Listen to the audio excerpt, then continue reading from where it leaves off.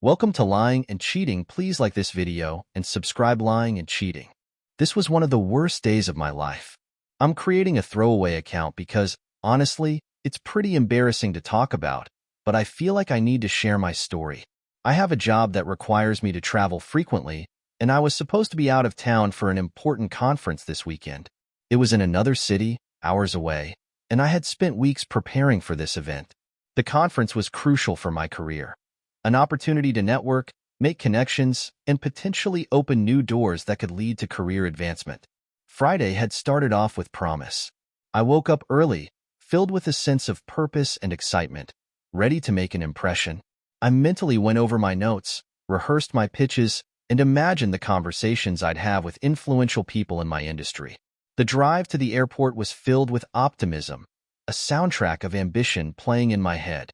Everything seemed to align perfectly, or so I thought.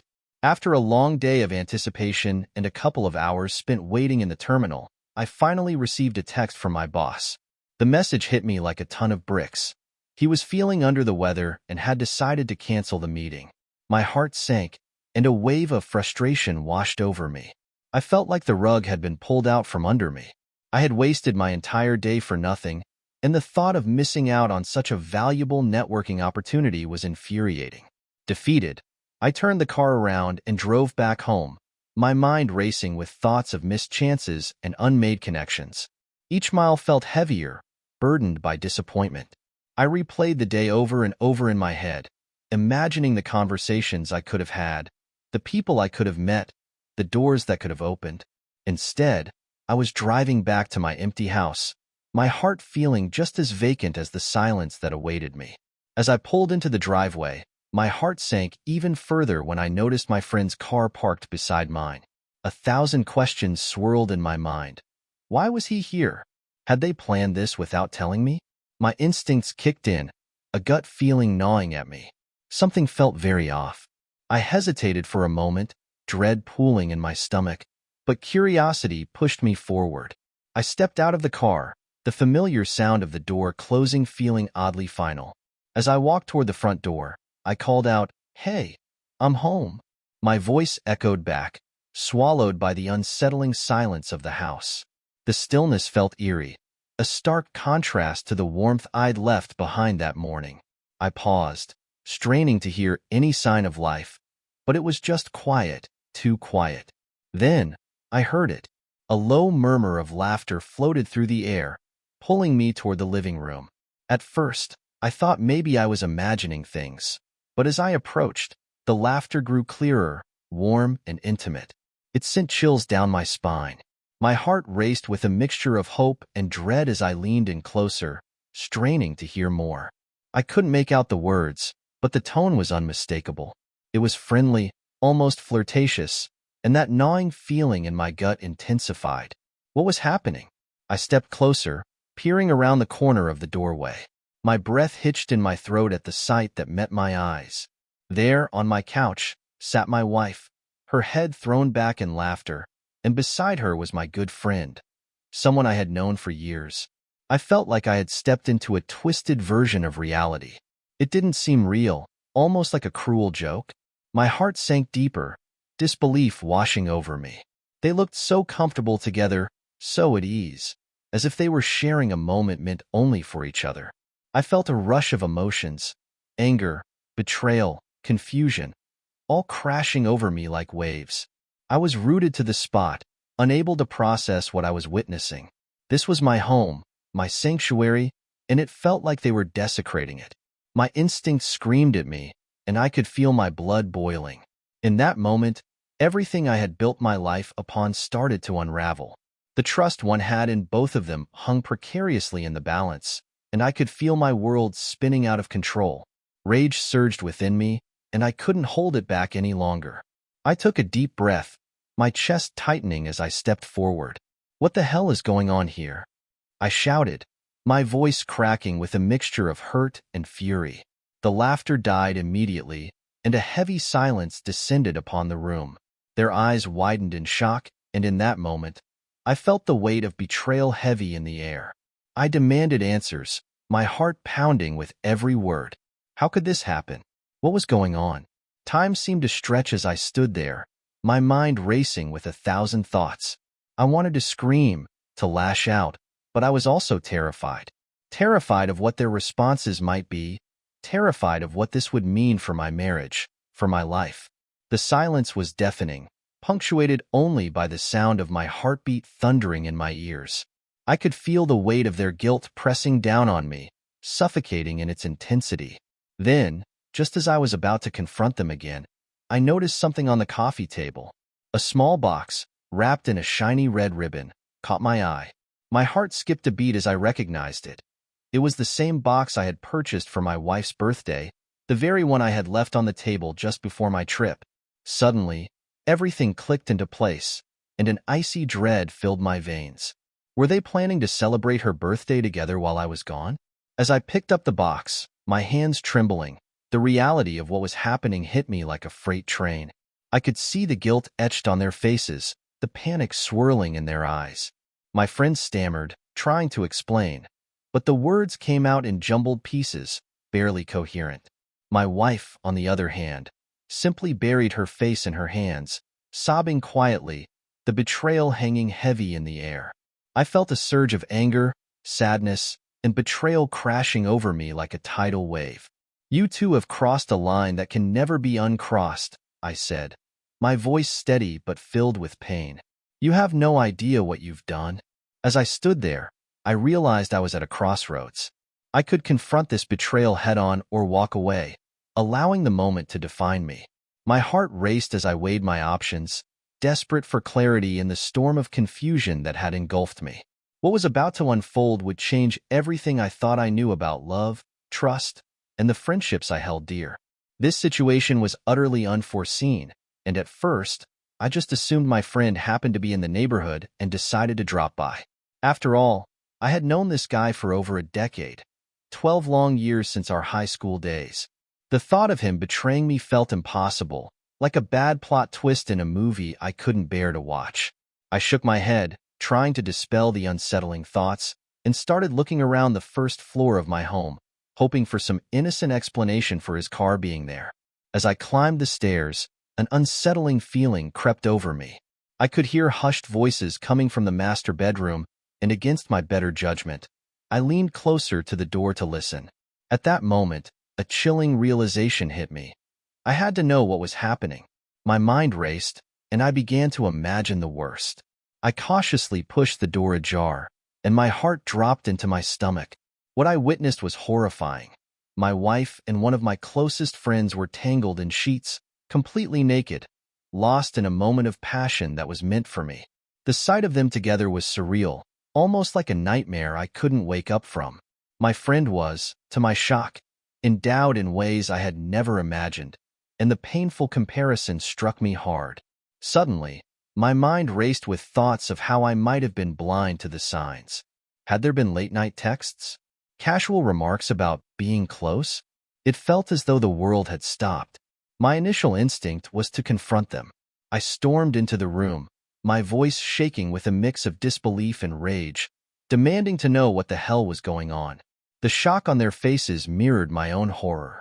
I kicked my so-called friend out of my house, seething with anger and betrayal.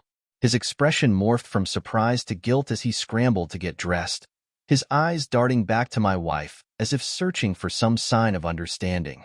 My wife, on the other hand, was a mess of apologies, tears streaming down her cheeks as she tried to explain herself. "I'm so sorry," she kept repeating, her voice breaking, but it did little to quell the storm of emotions raging within me. I felt like I was standing in the middle of a whirlwind, my mind a blur. Why had she done this? Had it been just a one-time mistake, or was this a deeper issue? When she admitted that our sex life had been lacking, that she felt unfulfilled and had been tempted to seek satisfaction elsewhere, my heart shattered. The thought that this might have been a cry for help stung worse than the betrayal itself. In that moment, the gravity of the situation hit me like a freight train. I realized that my marriage, once filled with love and promise, was now hanging by a thread. I felt like I was standing on the edge of a cliff, and the ground beneath me was crumbling away.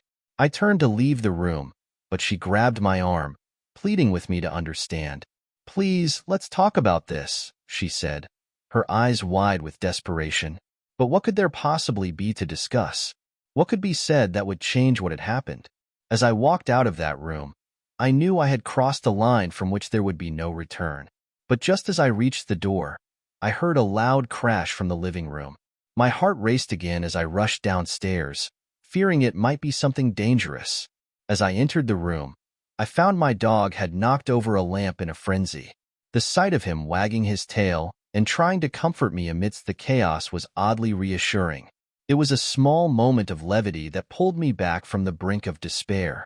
In the days that followed, I tried to regain some semblance of normalcy. But even the most mundane tasks felt like mountains to climb. I found myself going through the motions: work, home, sleep, each day blending into the next like a blurred painting. I kept expecting to wake up from this nightmare, only to find the same harsh reality waiting for me. I was haunted by the image of my wife entwined with another man, and it felt like I was carrying the weight of 1,000 stones on my shoulders.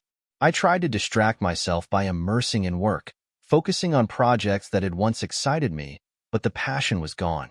Each time I glanced at my phone, I dreaded the possibility of seeing her name pop up. Yet, I couldn't completely sever the connection. We had shared so much. It was as if she had not only broken my heart, but shattered our shared history into unrecognizable pieces. I felt like a ghost wandering through our home, remembering the laughter that once filled those rooms. One fateful evening, after a particularly grueling day, I decided to stop by a local bar, a place where I'd often hang out with friends. I thought maybe I could drown my sorrows in a drink or two. As I sat at the bar nursing my drink, I was approached by a woman who looked vaguely familiar.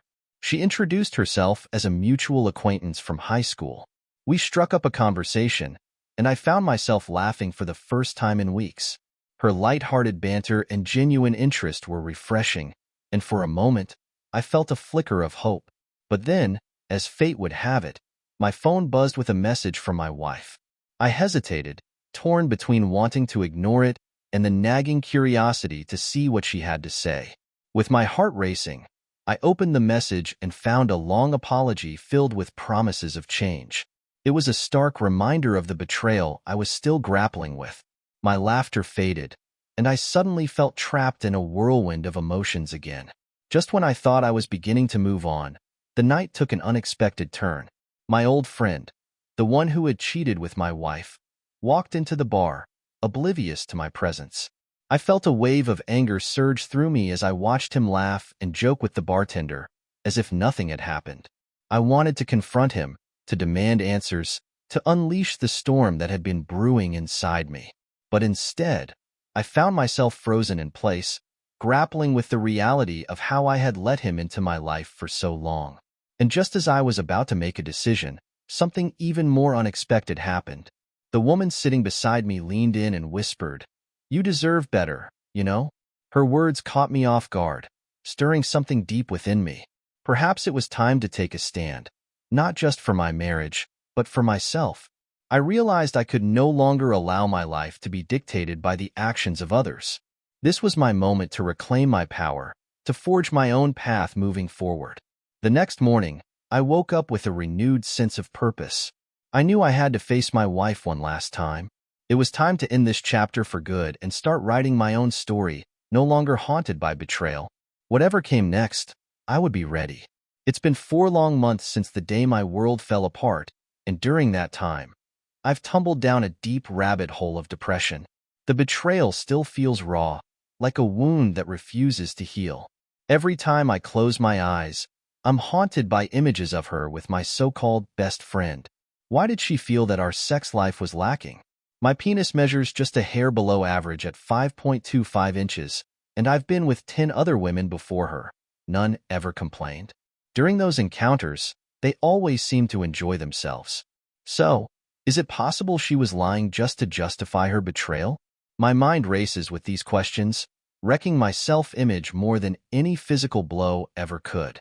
The anger I feel towards my friend simmers just beneath the surface, a festering wound that refuses to close. We were close, sharing secrets and laughter for over a decade. And yet, in a moment of weakness, He chose to betray our bond in the worst possible way. Every time I see his name pop up on social media, a mix of rage and sorrow washes over me, reminding me of the treachery I never saw coming. I wonder what he's doing now, if he's still with my wife or if she's moved on to someone else. The very thought makes my stomach churn. Each day feels like a battle, and I wander through life like a ghost, just going through the motions. I try to keep myself busy, burying my head in work and avoiding places that remind me of her. But it's futile. Our home is filled with echoes of laughter and happiness that have been replaced by an oppressive silence. I can't escape the memories, and every corner of our house feels like a reminder of what I've lost. To combat this heartache, I decide to hit the gym more frequently, channeling my pain into physical exertion. I throw myself into weightlifting and cardio, pushing my body to its limits in hopes of breaking free from this torment. I even sign up for a few fitness classes, trying to create new associations with the places I once shared with my wife. But even as I sweat it out on the treadmill, thoughts of her linger, reminding me of the physical connection we once had and the warmth of her body against mine. It's a cruel twist of fate that even in trying to heal, I'm constantly reminded of what I've lost. One evening, while scrolling through social media to distract myself, I stumbled upon a post that made my heart drop. There, in bright, cheerful colors, was a picture of my ex-wife, her smile radiant as she posed with another guy, one of her yoga classmates. They looked so happy, so in love, and the caption read, "Found my soulmate." It felt like a dagger twisting in my heart, reminding me of the betrayal that shattered my life. How could she move on so quickly? The anger and sadness crashed over me like a tidal wave, and I found myself staring at the screen, consumed by feelings I couldn't quite articulate. But then, something unexpected happened. A flicker of determination ignited within me, a fire I thought had been extinguished. If she could move on, then so could I. I grabbed my phone and sent a text to an old friend, Alex, someone I hadn't reached out to in ages. "I need to get out of here," I typed, "and I need your help." His quick reply was filled with enthusiasm, suggesting a night out to help me shake off the cobwebs of my mind. Fast forward a few hours, and I found myself at a lively bar, surrounded by laughter and the clinking of glasses. The atmosphere buzzed with energy, and for the first time in months, I felt a hint of excitement flutter in my chest. As Alex and I shared drinks, I could feel the weight of my past starting to lift, piece by piece. The night unfolded in a haze of camaraderie, and before I knew it, we were swept up in the bar's karaoke night. Initially hesitant, I finally decided to give it a shot, grabbing the microphone and stepping onto the stage. As I belted out a classic rock anthem, I poured every ounce of pain, frustration, and longing into the performance. To my surprise, the crowd roared with approval, cheering me on as I sang with all my heart. In that moment, something shifted within me. I realized I was more than the pain I'd been carrying. I was capable of joy, laughter, and connection. Then, in a moment of spontaneity, I decided to invite the entire bar to join me for a group rendition of "Don't Stop Believin'." As the crowd chimed in, it felt like we were all united, if only for a fleeting moment. In that chaotic euphoria, I began to understand that while my past was filled with betrayal, my future was still unwritten. The laughter and camaraderie of that night filled a small void in my heart, reminding me that I wasn't alone in this world. In the weeks that followed, I immersed myself in new experiences. I signed up for kickboxing classes, joined a book club, and even started dating again. Each new encounter taught me something about myself and helped mend the wounds of my heart. Just when I thought I was on the path to healing, an unexpected message popped up on my phone. It was from my ex-wife, asking to meet up. My heart raced as I stared at the screen, unsure of what she wanted. Did she regret her decision? Was she looking to rekindle something? I took a deep breath, my mind swirling with possibilities. Whatever happened next would either bind me to my past or set me free for the future. This was the moment I had been waiting for, the chance to confront the person who had hurt me most and take back my power. I met her at a coffee shop, the air heavy with tension and unresolved feelings. She looked nervous, her fingers fidgeting with the cup in front of her. "I wanted to apologize," she began, her voice shaky. I know I hurt you. I was in a dark place, and I made terrible choices. As she spoke, I could see the tears brimming in her eyes. I miss you, she continued, her voice breaking. I've realized that I took you for granted, and I don't want to lose you. At that moment, I was hit with a wave of conflicting emotions. Part of me wanted to scream at her, to tell her how she shattered my trust. But another part of me, the part that was beginning to heal, felt compassion for her. I looked her straight in the eye and said, I'm not the same person I was when you last saw me. I found strength in my pain, and I'm not sure I can go back. Her face fell, but there was a flicker of understanding in her gaze. I get it, she said softly. I just wanted to say that I'm sorry for everything. As we sat in silence, I felt a sense of closure wash over me. I had confronted my past, and while I wasn't ready to forgive her completely, I felt lighter. The weight of betrayal began to lift, replaced by a newfound sense of self-worth. In the days that followed, I continued to focus on myself, exploring new hobbies and meeting new people. I even went on a few dates, allowing myself to be open to love again. The scars of my past would always be a part of me, but they no longer defined me. I was reclaiming my life, one unexpected moment at a time. As I walked through life with my head held high, I realized that while the road to healing was long, it was also filled with hope, laughter, and the possibility of love anew. And who knows? Perhaps the best is yet to come. Thanks for watching my story. I recommend checking out one of my past stories. Subscribe to the channel and give it a like.